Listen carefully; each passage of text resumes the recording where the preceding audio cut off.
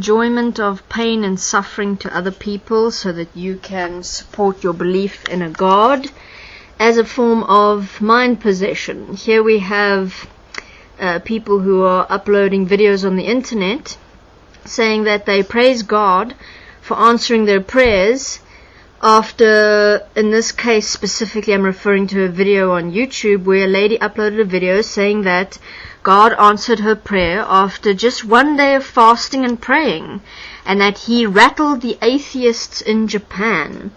She says here that the rest of the world better be ready, because if one day of prayer equaled in this earthquake taking place, a 9.0 earthquake in Japan, imagine what will happen after 40 days of prayer. So here we have an example of religious people who will take their beliefs, which is of course based on their fear of living in this world and taking self-responsibility and being accountable and walking, as one alone, responsible for yourself and for all the other beings on this planet.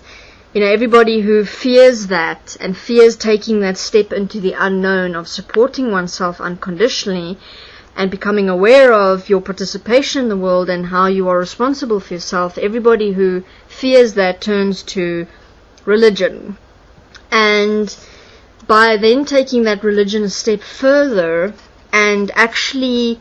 wishing and wanting other people to experience, say, the pain and suffering, so that you can say your God is just and your God provides for you and your God takes care of you, that is an extreme form of demon possession. When I speak here of demon possession, I'm not saying that there was an actual demon that possessed this woman and possesses other people who have similar things to say. When I speak of demon possession, I'm saying that religious people and people who actually build up such an energy around the point of believing that you actually want pain and suffering to happen to people who are not like you and people who are different to you and who don't believe the same thing as you and who don't do the same thing as you. Those people, if you want them to get hurt in tragedies and accidents and die of starvation and die because something happened to them and their families, for you to actually go to that extent where you will build up layers of information in yourself in relation to why the accident and the tragedy was justified, that is the ultimate form of demonic possession, because you are actually making a demon out of yourself. You are transforming yourself from somebody who is able to see the world for what it is, see your own participation in the world for what it is, and you transform that into that everything that you live for and exist as is due to some God,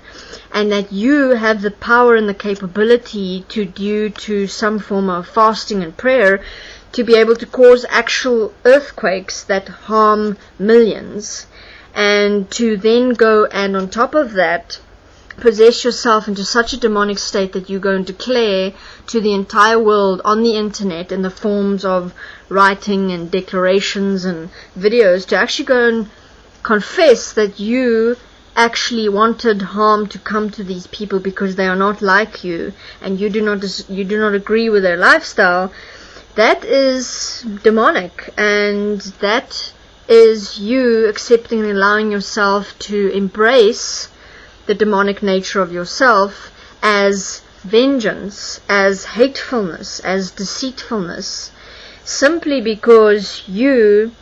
have through your own fears justified your belief in your God, and now you want other people to be like you. I mean, if you look here, this one particular video that I'm referring to, which there's been many discussions around, and some people have re-uploaded the video onto their channels because a lot of people have something to say about the fact that these religious people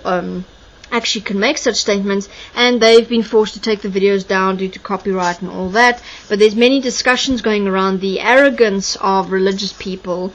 to be able to, in the first place, go out and say they don't like other people because they are atheists or they are of some other religion. But secondly, to actually go and say that they caused the earth to quake in Japan, causing millions to die and be left without homes. And this is actually openly declaring to the world that, look, I am a demon. I am so strongly trapped in my own belief system that I am a demon, and I am proud of the fact that I'm a demon, and I will actually reveal myself to the world as being a demon. And,